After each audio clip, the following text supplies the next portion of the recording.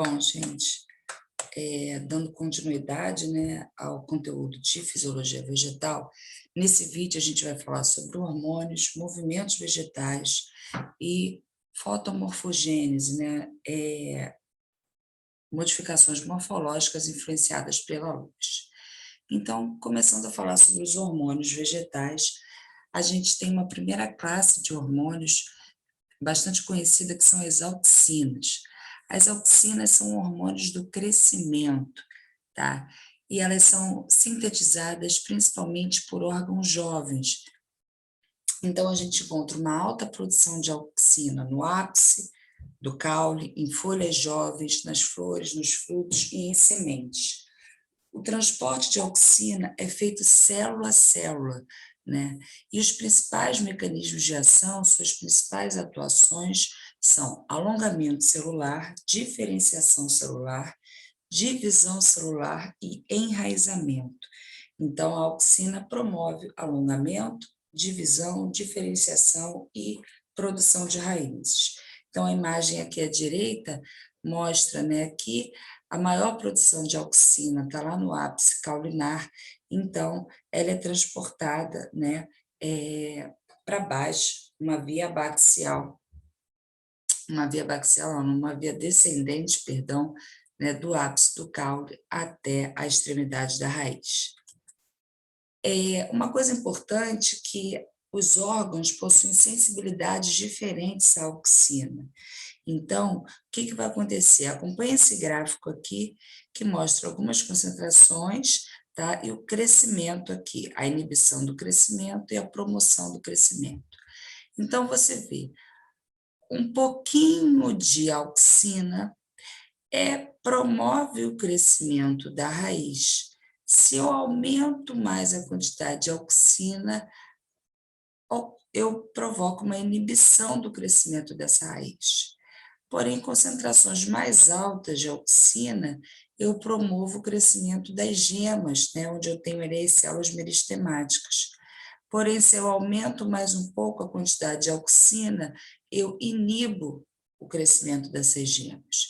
Em compensação, para eu conseguir estimular o crescimento do caule, eu preciso de uma taxa de auxina maior, né, que eu consigo promover o crescimento do caule. Em compensação, concentrações também muito elevadas, ocorre uma inibição.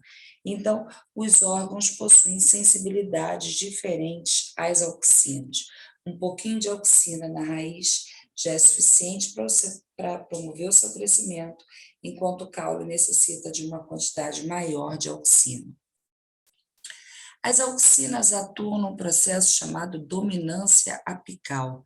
Por quê? Porque como o seu principal local de produção é o ápice do caule, elas dominam ali aquela região, estimulando o crescimento da planta. Então, a dominância apical é um processo que eu tenho aqui o ápice do caule como fonte de auxinas, tá? E a quantidade de auxina ela é tão grande sendo produzida aqui, transportada, né, para o restante da planta, que ela inibe o crescimento das gemas laterais. Então, essa planta só cresce em comprimento, ela não se ramifica, né, porque eu tenho uma grande quantidade de auxina aqui estimulando o seu crescimento. E essa alta taxa de auxina inibe o desenvolvimento das gemas laterais. Aí você fala assim, já ouviu falar assim, vamos cortar aquela árvore que está meio comprida, a gente vai podar ela, que ela vai ficar mais cheinha. Né? O que é a poda? Eu corto as pontinhas, eu corto as extremidades. E olha o que acontece. Quando eu corto o ápice caulinar, quando eu corto a pontinha daquele caule, quando eu corto a extremidade, eu tiro ali aquele meristema apical onde estava havendo a superprodução de auxina. Então, eu retiro a dominância apical. E quando isso acontece, as gemas laterais saem da dormência, né? Elas estavam ali adormecidas por causa do estímulo da auxina. Então, elas saem da dormência e começam a se desenvolver. E aí, aquela planta começa a desenvolver ramos laterais, fica mais cheinha. Tá? Então, a dominância apical é o fato da auxina dominar o crescimento e comprimento da planta, inibindo as gemas laterais. Quando você retira essa dominância, como ocorre na poda, né, você promove o desenvolvimento dessas gemas. As auxinas estimulam o enraizamento, né? Então, A e B é uma auxina natural, então eu tenho aqui um tratamento mostrando sem A e B, ácido indol-butírico, e com A e B, né? Então, usado em laboratórios, em locais de produção de mudas, para promover o enraizamento daquela muda, daquela planta. As auxinas estimulam a formação de frutos sem sementes, né? Quem não gosta de comer a uva Thompson do mercado, né? Sem semente, você tem agora melancia sem sementes, laranja sem sementes. O que acontece?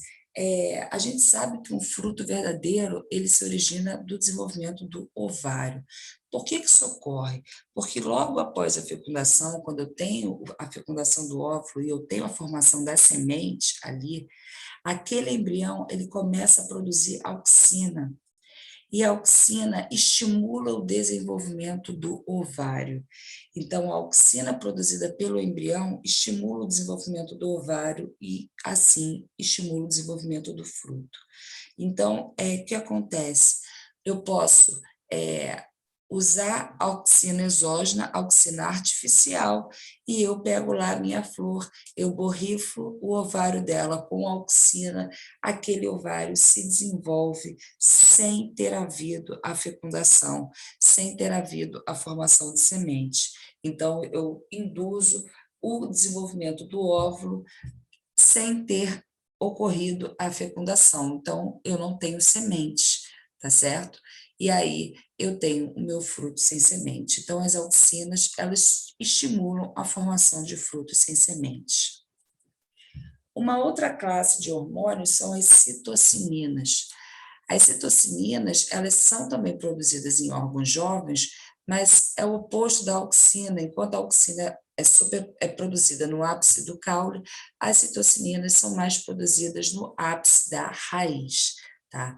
Isso, como elas são produzidas pelas raízes, o transporte delas é através dos vasos xilemáticos, é via xilema.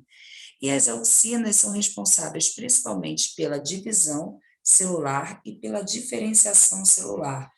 Então, essa imagem mostra um pouco aqui a função das citocininas, tá? Então, citocinina vem do termo, né, que elas estimulam a citocinese, a divisão das células, então elas estimulam a divisão celular, elas promovem a divisão celular, elas ativam a fotossíntese, tá? Elas aumentam a produção, ativam o crescimento das gemas laterais.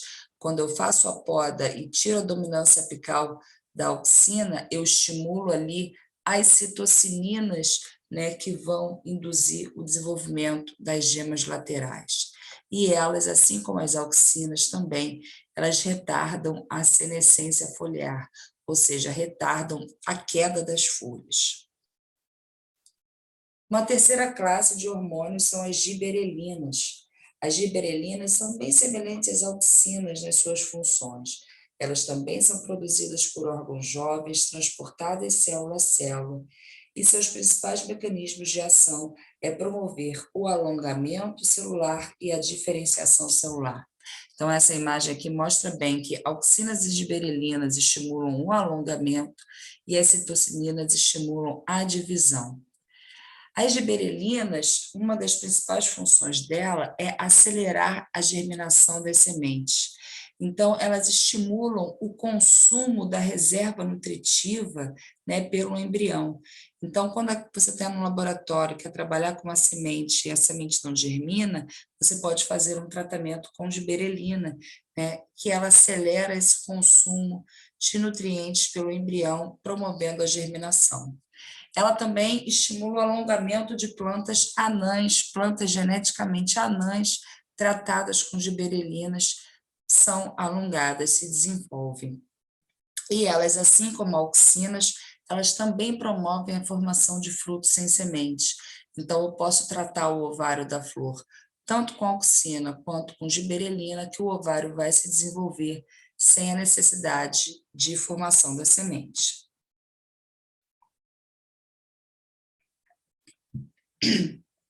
Bom, o etileno, ele é o diferentão dos hormônios vegetais, porque ele é o único hormônio que é um hormônio gasoso, tá? E ele é produzido principalmente por órgãos maduros ou envelhecidos. Esse hormônio é responsável pela senescência das folhas, ou seja, a queda das folhas. E eles formam a chamada camada de abscisão. Como assim, Débora? Porque se eu passo perto de uma planta e tem um espírito de porco e arranca uma folha brutalmente, é como se eu tivesse arrancado uma pele de você. Vai ficar ali o tecido exposto da planta, né? Como se você ficaria em carne viva, entre aspas, por modo da gente falar, o tecido vegetal vai ficar ali exposto. Entretanto, quando aquela folha ela cai naturalmente, ela já cai com uma cicatriz, né? O tecido não fica exposto, porque o tecido exposto, ele está ali, a planta está exposta a ataque de fungos, bactérias, né, que podem até provocar a sua morte. Então, o que acontece? As auxinas, lembra delas? São produzidas por órgãos jovens. Então, conforme a folha vai envelhecendo, a produção de auxinas vai diminuindo. E conforme a produção de auxinas diminui, a taxa de etileno começa a aumentar. O etileno começa a ser produzido aqui no pecíolo daquela folha e ele começa a produzir a camada de abscisão, que é esse tecido de cicatrização, preparando aquela planta para a queda daquele órgão.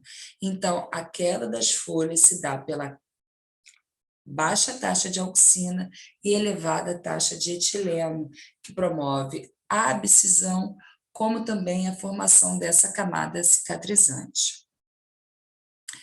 Uma função super famosa do etileno, que ele é responsável por promover o amadurecimento dos frutos. Então, um fruto, quando ele está amadurecendo, ele produz etileno, e o etileno promove a ativação de várias enzimas que vão diminuir a acidez daquele fruto, vão promover o acúmulo de açúcares, a produção de pigmentos, né, como as antocianinas, deixando aquele fruto vermelho, amarelo mais atrativa, a produção de aromas. Então, o etileno é o hormônio gasoso responsável pelo amadurecimento dos frutos. Então, muitas vezes, a sua mãe, por exemplo, deve usar a propriedade do etileno sem saber que está usando. Por exemplo, o que você pode fazer? Você quer comer um mamão, sua mãe comprou hoje um mamão, você quer comer ele amanhã, só que ele está verde. O que você pode fazer para estimular o amadurecimento do fruto? Quem nunca viu a mãe embrulhando um fruto com um jornal? E por que você embrulhar com um jornal, eu vou acelerar o amadurecimento daquele fruto, porque aquele fruto está produzindo etileno, que é um hormônio gasoso. Se você embrulhou ele com jornal, aquele etileno vai ficar preso ali, então o amadurecimento vai ser muito mais rápido. Né? Ao passo que o contrário, se eu estou com um fruto muito maduro, mas eu só quero comer ele daqui a 3 dias, o que eu faço para ele não apodrecer? Né? Eu coloco ele na geladeira, porque a geladeira tem uma temperatura mais baixa, e a temperatura mais baixa vai reduzir a produção de etileno, consequentemente reduzir a velocidade de amadurecimento daquele fruto, tá? Então, o etileno é super conhecido por seu amadurecimento, tá? Qualquer machucadinho, né? Se eu pego uma maçã que ela esteja verde e eu machuco a casca dela, ali aquele fruto já vai começar a produzir mais etileno do que o normal, exatamente para amadurecer aquele fruto rapidamente, né? Pensa numa planta, um fruto preso na árvore, um animal foi lá e machucou aquele fruto, que é interessante que aquele fruto caia logo da árvore. Então, o processo de produção de etileno é acelerado para aquele fruto cair. Então, aqui, como eu falei, né, a alta temperatura e a alta taxa de oxigênio, ela aumenta a produção do etileno, enquanto a baixa temperatura, baixa quantidade de oxigênio, diminui a produção de etileno. Né? Então, quando eu tenho colheita de de frutas, de legumes, e eles são transportados a longa distância, eles são transportados em câmaras, né, com baixa temperatura e alta taxa de gás carbônico, né, baixa de oxigênio, exatamente para retardar a produção de etileno. E o último grupo de hormônios é o ácido abscísico. O ácido abscísico, ele é conhecido como hormônio do estresse. Ele é o do contra. Tudo que os outros estimulam, ele inibe. Então, ele é um inibidor. Todos os outros estimulam alguma coisa. Estimula o crescimento, estimula o alongamento, estimula o amadurecimento. Ele inibe. Tudo que os outros estimulam, ele inibe. Tá? E ele pode ser produzido por diferentes órgãos. Ele inibe o crescimento, a diferenciação, a germinação das sementes, o amadurecimento dos frutos. Ah, Débora, mas por que ele é produzido? Ele é produzido em condições de estresse, exatamente para proteger a planta, tá? Para manter a sua vida. Então, por exemplo, em situações de estresse hídrico, quando há falta de água, a produção de ácido abscísico induz o fechamento imediato dos estômagos. Pode ter luz, pode ter baixa taxa de gás carbônico, pode ter o que for. Todos os fatores adequados para os estômagos se manterem abertos. Entretanto, com a falta de água, com o estresse hídrico, ocorre a produção de ABA, de ácido abscísico, e ele induz o fechamento imediato dos hormônios. Então, lembra sempre do ácido abscísico como um hormônio do estresse, um hormônio inibidor. Ele vai inibir tudo que os outros estimulam. Bom, falando um pouco de movimentos vegetais, existem dois principais tipos de movimentos, né? Os tropismos e os nastismos. Tropismo é um movimento dado pelo crescimento do vegetal, é um crescimento orientado a partir de um estímulo externo, ou seja, a planta cresceu, então, consequentemente, ela se movimentou, tá?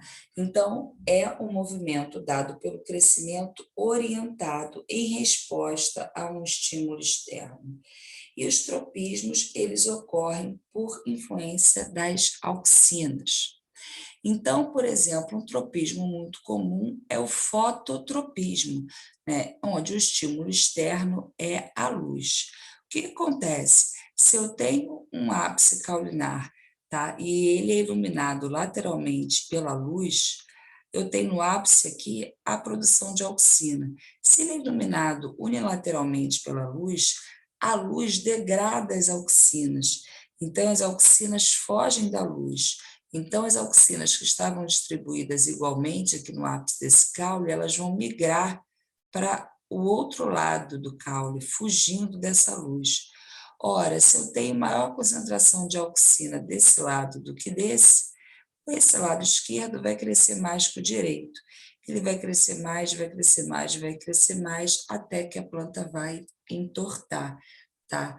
E ela vai começar a se orientar para o lado direito. Então, ela se curva para o lado direito, para o lado da incidência luminosa, tá? Mas se você reparar, o lado ela se curva porque o lado oposto, o lado esquerdo, cresceu mais do que o lado direito, porque as auxinas migraram fugindo da luz, tá? Então, a gente diz, nesse caso, que o caule, como ele está crescendo, estimulado pela luz, na direção da luz, ele está realizando um fototropismo positivo, está crescendo na direção da luz.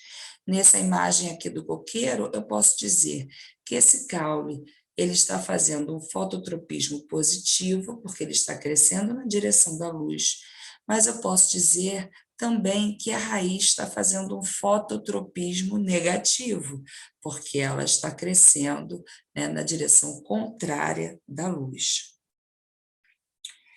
O tropismo também pode ser influenciado pela força da gravidade, e então ele é chamado de gravitropismo, tá?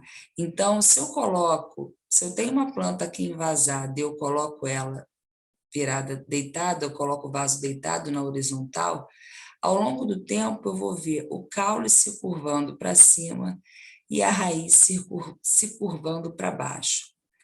Então, Por que isso ocorre?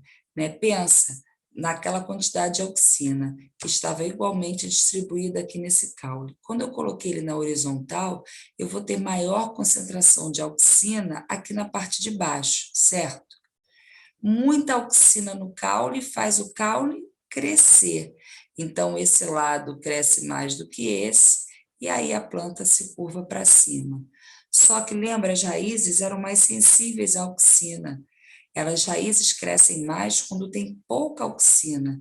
Então, quando a planta estiver deitada, o lado de cima vai ter menos auxina, né? E, por consequentemente, ele vai crescer mais. Então, essa raiz vai crescer para baixo. Então, nesse caso, eu posso dizer que a raiz está fazendo um gravitropismo positivo, porque está crescendo na direção da gravidade, e o caule está fazendo um gravitropismo negativo, porque está crescendo no sentido oposto ao da gravidade. As plantas também realizam quimiotropismo, né? O crescimento gerado por um estímulo químico. Então, nós acabamos de ver nas gimnospermas e nas angiospermas, só que eu não falei nesse termo.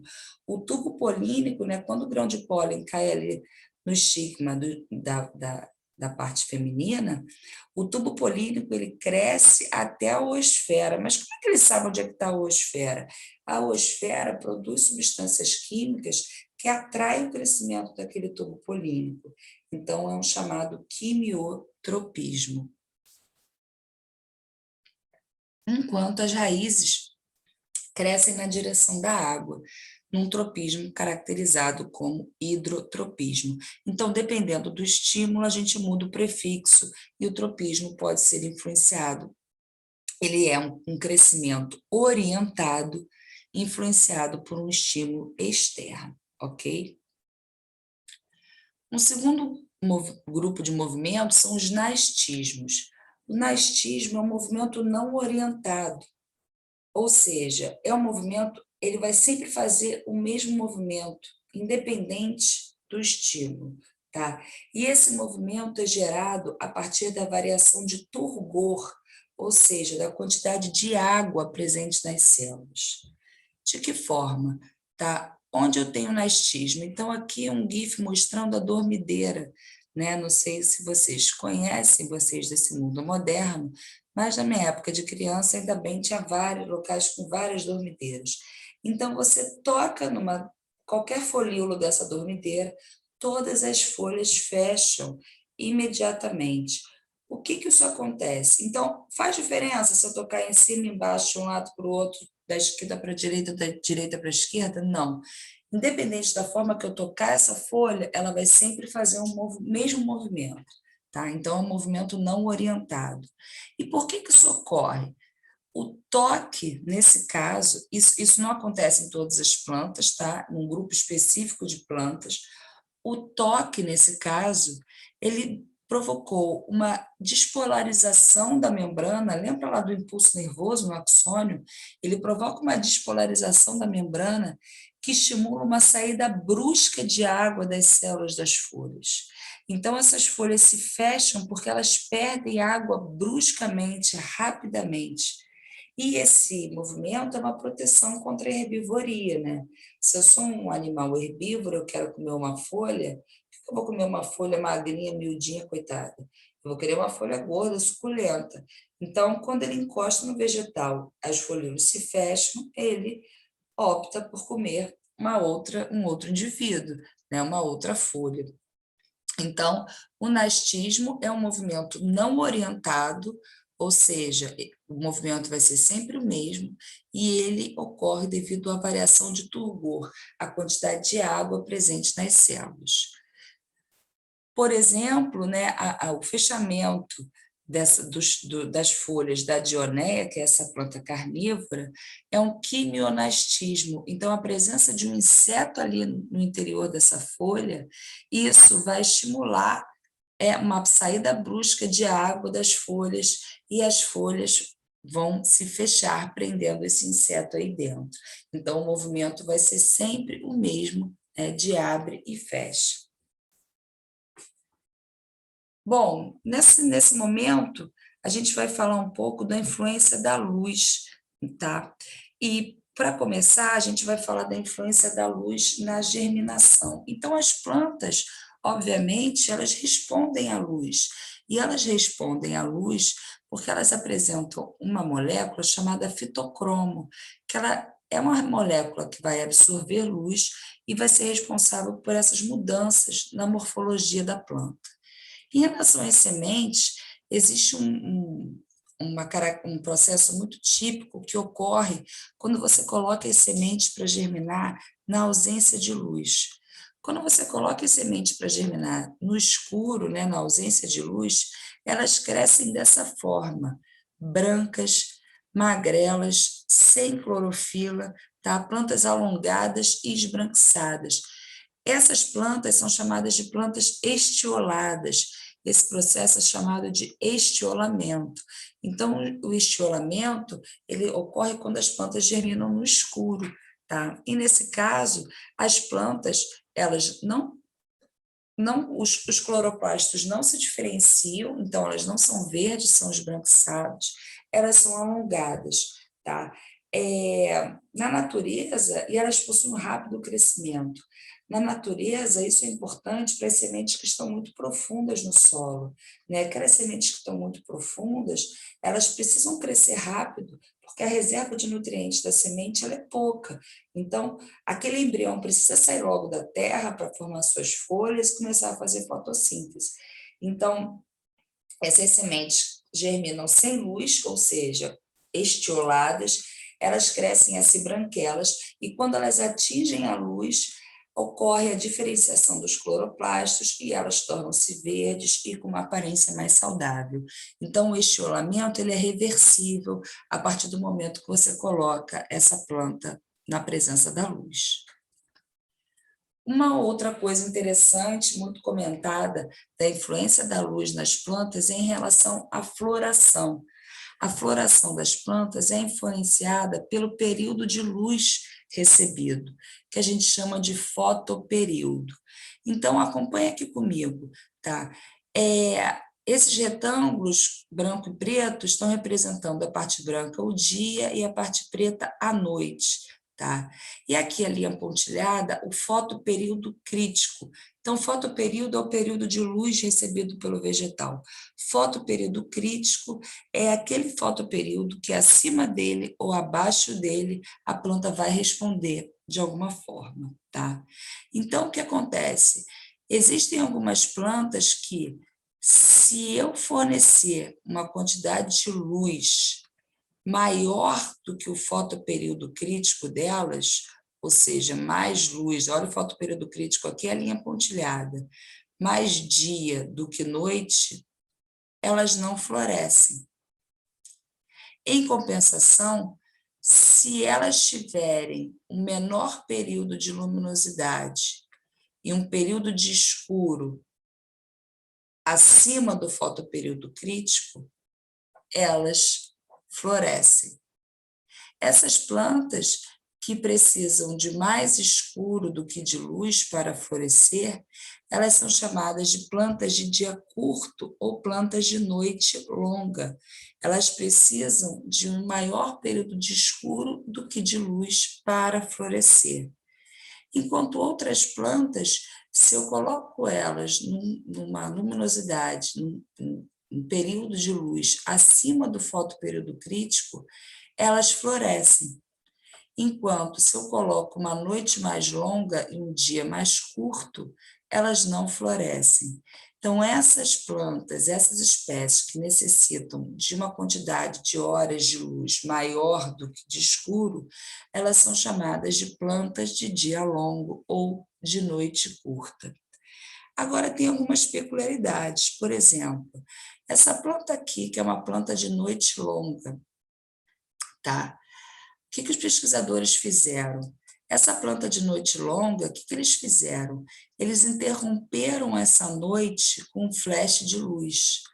Então, era uma planta de noite longa, ou seja, uma noite longa, ela florescia. Quando eu interrompi essa noite com um flash de luz, a planta estava lá no escuro, eu cheguei com uma lanterna, fiquei lá em cima dela um pouquinho e depois apaguei. que acontece? Elas não florescem mais. Quando eu interrompo o período de escuro, elas não florescem mais. Ao passo que a planta de dia longo ou de noite curta, tá? Então, se eu tenho, na verdade, essa imagem, né, tá errada, né? Se as plantas de dia longo, né, ou noite curta, elas florescem, tá certo? As plantas de dia longo ou noite curta, elas florescem. Se elas tiverem um dia curto, elas não florescem. Mas se elas tiverem um dia curto e eu interromper essa noite longa por um período de luz, um flash de luz, é como se elas somassem esses períodos de luz, ela vai florescer. Então, os pesquisadores interromperam o período de escuro com luz, ao passo que eles também fizeram o contrário, eles interromperam o período de luz com um momento de escuro. Mas quando eles interromperam o período de contínuo de luz com uma fração, um momento de escuro, as plantas não alteraram a sua morfologia. Então, o que eles observaram? Eles fizeram esses testes várias vezes com várias plantas. O que eles observaram?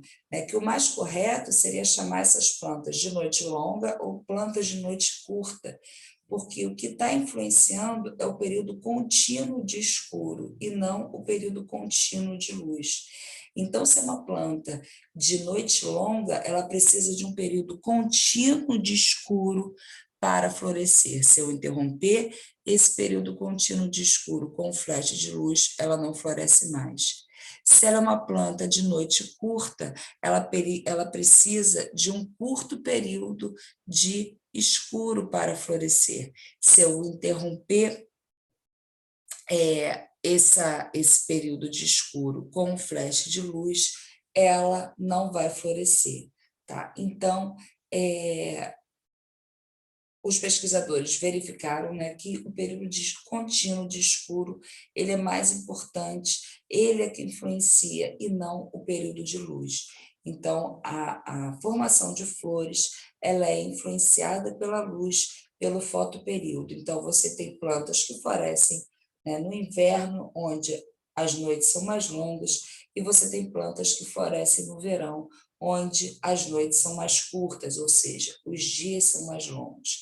Então, com isso também, se você produz flores, né, para vender, você não precisa ficar esperando a estação do ano para aquela planta florescer, né? Você pode manipular essa luminosidade, manipular o fotoperíodo artificialmente e você ter flores daquela espécie o ano todo, tá certo? Bom, com isso, a gente encerra o conteúdo de fisiologia.